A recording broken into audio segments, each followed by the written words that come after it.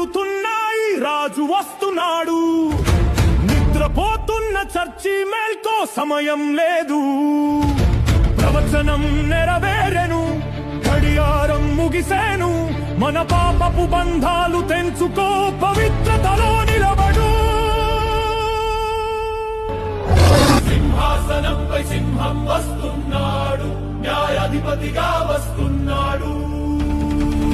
పూరధ్వని వినిపిస్తోంది, ఇది చివరి పిలుపు. కళ్ళు తెరవండి, సిద్ధపడండి, యేసే రక్షకుడు. ఆఖరి తీర్పు ఇది, అగ్ని పరీక్ష. నిత్యరాజానికి సిద్ధపడు.